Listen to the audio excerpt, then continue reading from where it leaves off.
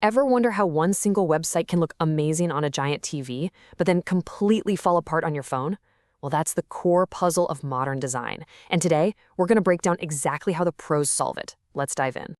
We've all been there, right? You're on your phone, you pull up a website, and it's just this chaotic mess. Tiny text everywhere, images overlapping. Ugh, it's so frustrating. But this isn't some random glitch. Nope, it's a fundamental design problem. And honestly, solving it is what separates the good digital experiences from the truly awful ones. So let's put a name on this thing. We're going to call it the screen size problem. And you better believe this is the starting line for pretty much every single digital product that gets built today. I mean, just think about your own day. You might glance at your smartwatch, then you're scrolling on your phone, then you're working on a laptop, and maybe later you're chilling with a smart TV. Now imagine being a designer. You have to create one single, seamless experience that feels perfect on all of those screens. The complexity is just staggering. Okay, so how do they do it? Well, designers have two main paths to solve this big problem: responsive and adaptive design. They're two totally different ways of thinking about it. Let's see how they work. So first up, we have responsive design. The keyword you got to remember here is fluid. A responsive site uses one single flexible layout that literally stretches or shrinks to fit whatever screen it's on.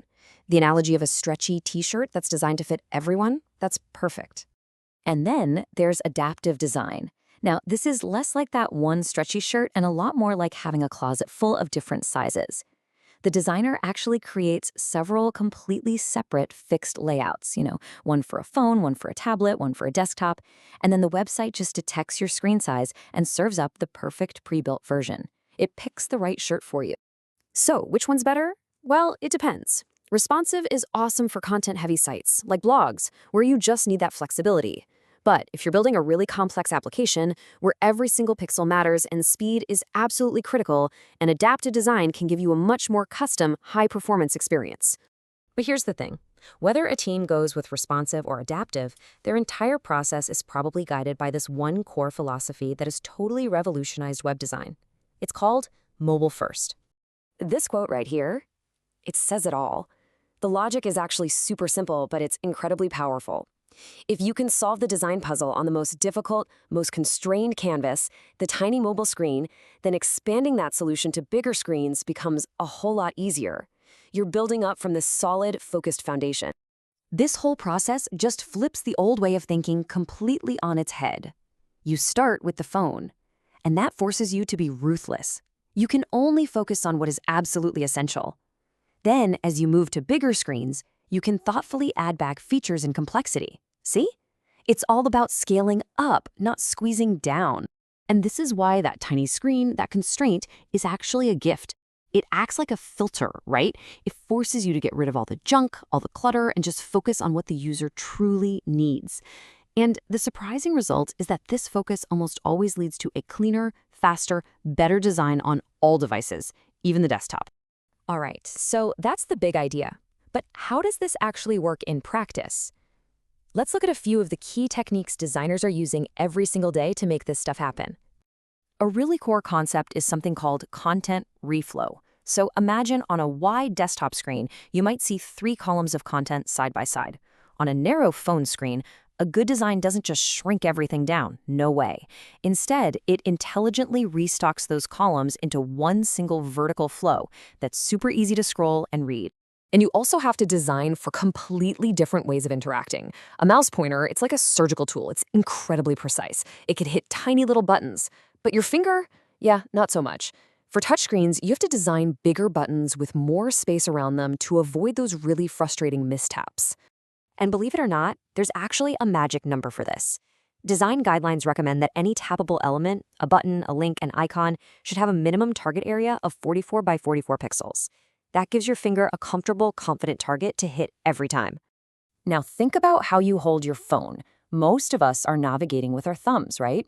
Well, good mobile design knows this. It places the most important, most frequent actions right there in that easy-to-reach thumb zone at the bottom of the screen.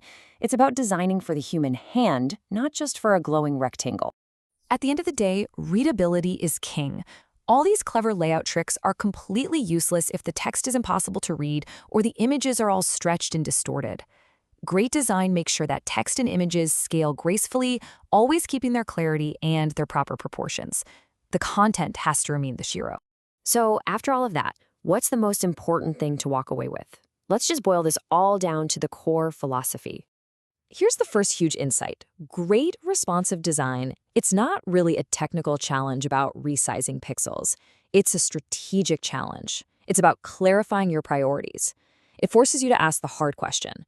What does my user need the most, right here, right now? And this just builds on that idea.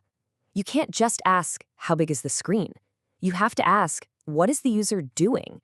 Think about it. Someone on their phone trying to navigate a busy train has a completely different context and needs than someone sitting at a giant desktop monitor in a quiet office.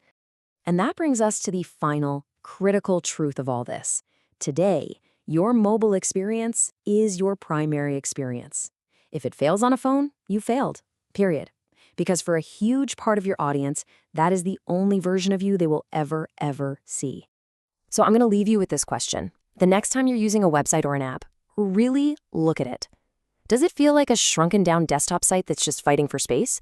Or does it feel like it was thoughtfully, carefully crafted for the device in your hand and for you?